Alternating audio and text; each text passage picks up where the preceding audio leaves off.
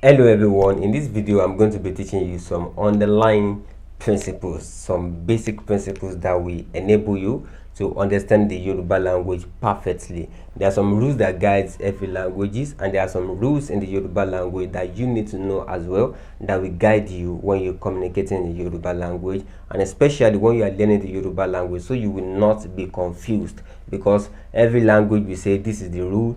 But of course, even though that's the rule, there is always exemptions. So there are a lot of exemptions in the Yoruba language as well, and some of the things I'll be touching in this video. So let's just dive into the video. So the first thing I want to talk about when it comes to the Yoruba language, the first I want to talk about is tone.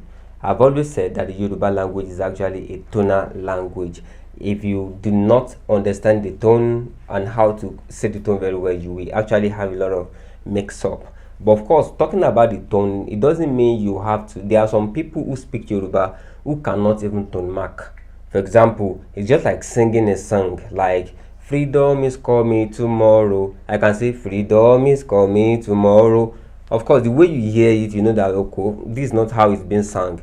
But that doesn't mean that the fact that you know how it's been sung, that okay, it's freedom is coming tomorrow, does not mean you can actually tone mark it, because everything we say actually has a tone. The keyboard gives us the revelation of that. Maybe do re mi fa sol la ti do, you can find whatever it is that you say on do re mi fa sol la ti do. So the fact that you know that the song that I sang right now is not correct, maybe I didn't sing it the way I'm supposed to sing it, does not mean that when you get to the keyboard you can vitally bring out the keys to sing it correctly. So also some people speak Yoruba here who cannot tone mark. But when you're learning a language, and especially the Yoruba language, tone is actually very important, because you may not have a lot of people saying it the right way beside you. So for you to understand it, you will be the one to say it the right way, and share understanding with someone else. So tone is very important, and we have three major tones. I've talked about tones in different videos that I've did on this channel. You can check some of the video, and the next video I will release after this is a video where we take an exercise on tones in the Yoruba language, where you will see the words.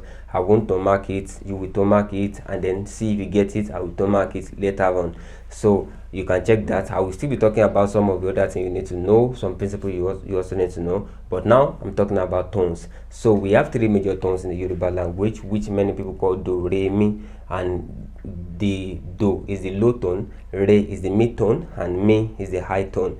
And mi is actually the accent, actually the acute accent, and mid is on mark, and do, which is low tone, is actually the grave accent. So this is just it. Yoruba tones,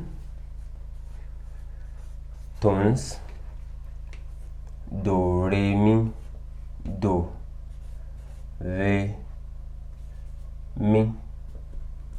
So this is just the tones in the Yoruba language, and you need to, whenever you hear a word in Yoruba, maybe ogba is garden, ogba. So one of the ways that people are toned in the Yoruba language is to hum whatever it is that I say, and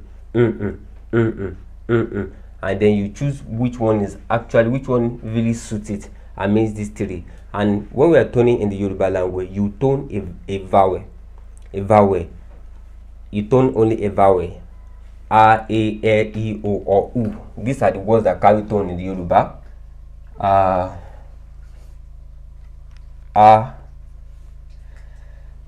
E, I, O, U. 1, 2, 3, 4, 5, 6, 7. So these are the vowels in the Yoruba language. They are the one that carries the tones in every sentences. And aside from this, we also have this one that carries these two sounds that carries tone in the Yoruba language, and so these two also carries tone. So these are the words that you will tone, and in every word that is spoken, there will always be a vowel. And as a matter of fact, in the Yoruba language, which leads me to another point of the basic principles you need to understand in the Yoruba language, and then I will still come back to this, is what we know as consonant cluster. Don't worry for that jargon, let me explain. Consonant cluster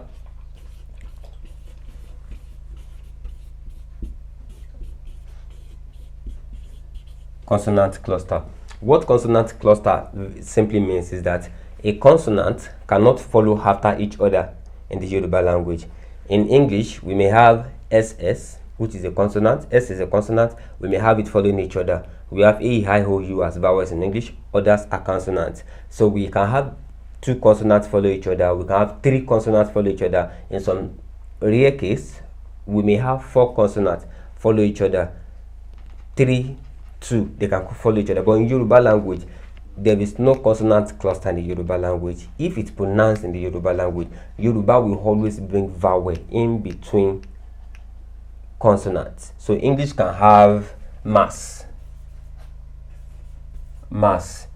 This is a consonant, this is a vowel, this is a consonant, and this is a consonant. But Yoruba language will not have it like this. Yoruba language will, if the Yoruba want to call this, they will turn it to massy. So this has to be a vowel. So there is no consonant cluster in the Yoruba language. That is, consonant will not follow a consonant. But of course, if it's a borrowed word, you can call it the way it's been called. For example, Yorubas, what we know as silencer, like silencer.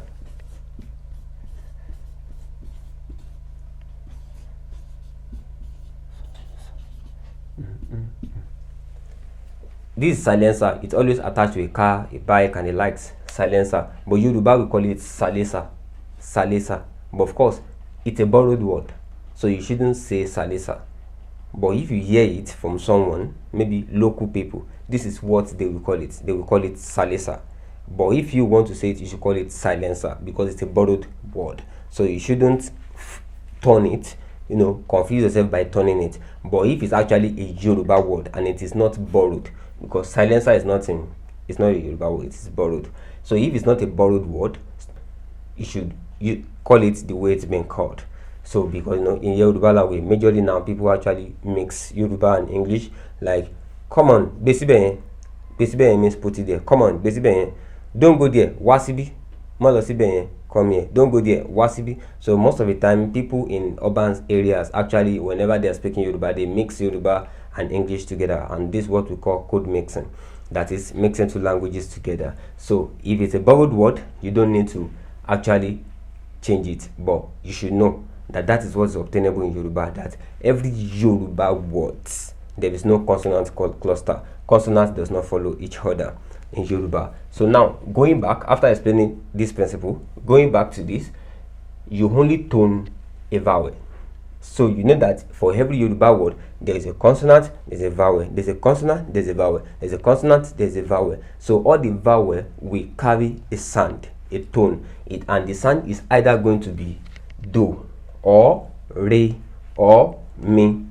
And sometimes it can be re, depending on the syllable. Sometimes it can be mi, re, mi. It can be do, re, mi. It can be do, mi, re. It can be whatever it is. So that is what's obtainable in Yoruba language. So whenever you call any word in the Yoruba language, Yoruba is a tonal language. If you don't understand the tone, to write will be different. And also to also speak, it may also be different, because you may say something that is, you may want to say something and you will say something else. For example, we have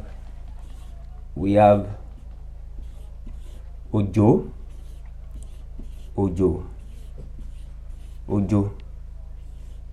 These are ojiho. This is J in English, but Yoruba is G. So ojo is rain,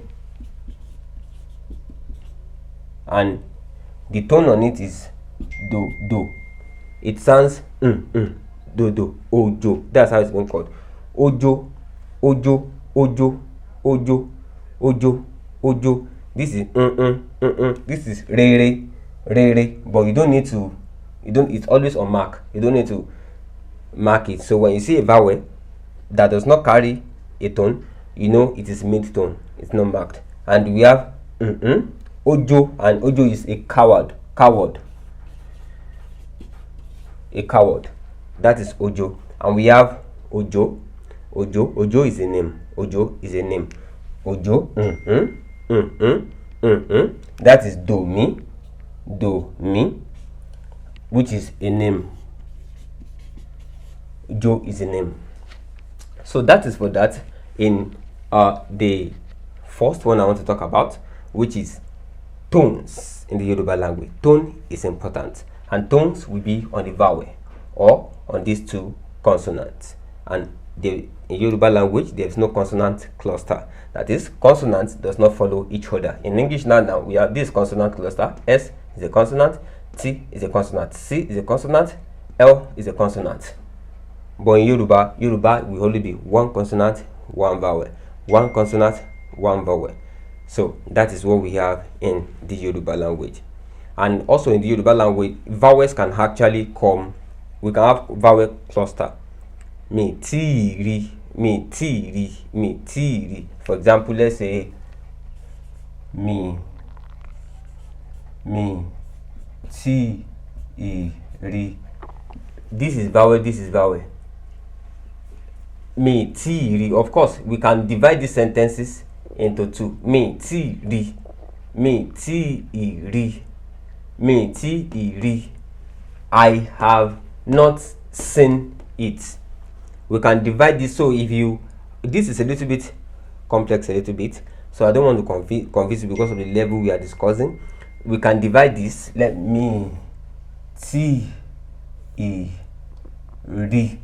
So this is actually one word on its own. Me, I, ti, I, have not, ri, seen, have not seen it. This it here, me, ti, ri, have not seen it. So I can divide this into this. Me, ti, I, ri, I have not seen it.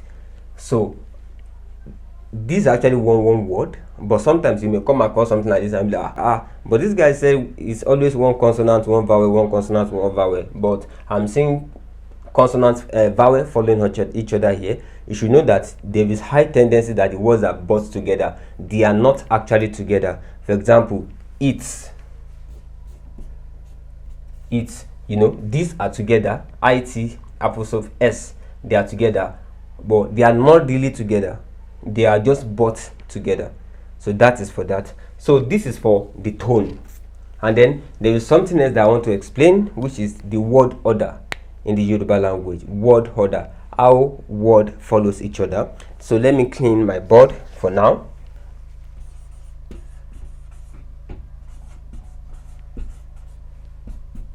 In many languages of the world, we have the word order. In English, it is SVO. That is subject, verb, and object. In Russian, I don't think it's Russia is SVO. We have French.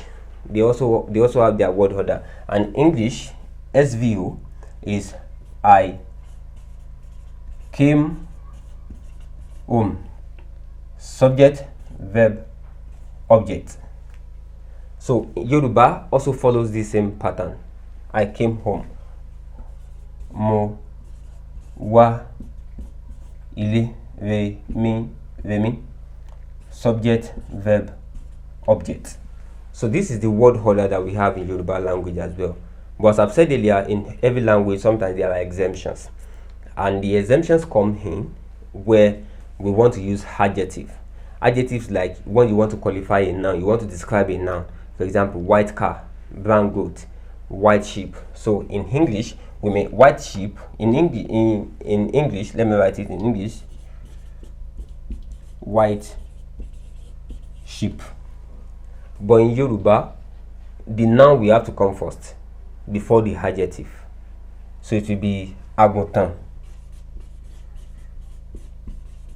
Aguntan.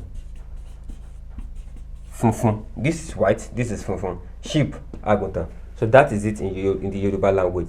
Adjectives the noun will come first, and then the adjective will come after. But in English, the adjective will come first, and then the noun will come. So we can also have igba. We can also have red goat. Goat is ewure. Red goat. It will now be ewure pupa.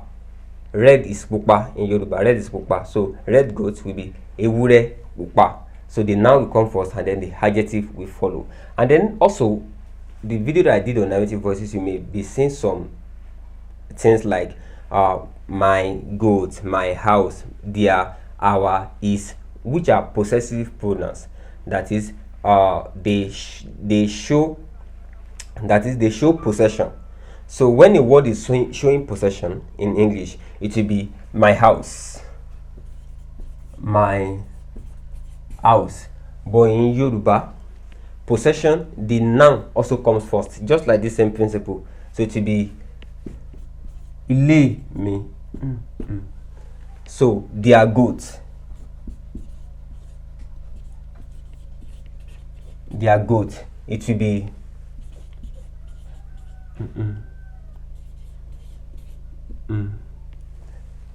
goat is ẹran or ewúrẹ́. So their goat, it will be ẹran wọn, ẹran wọn, their goat, ẹran wọn. So, but we know that the word order of the Yoruba language is subject, verb, object. I came home, mo wá sílé. You went there, o lọ síbẹ̀.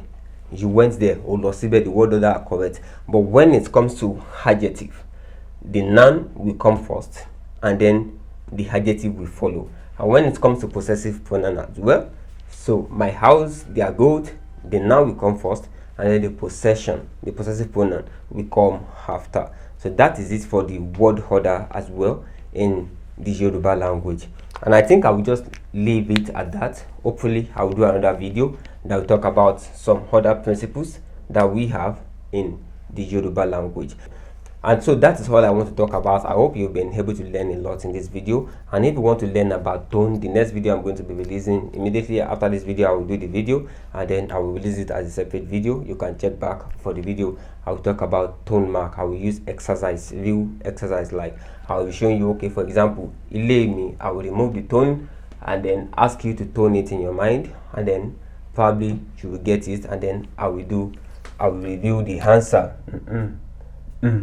So that is what we're going to do in the next video. If you want to learn about tone mark, and kindly like this video, kindly subscribe to this channel. This is Learn Yoruba Online, and if what you want is a private tutorial, of course I can take you on that as well.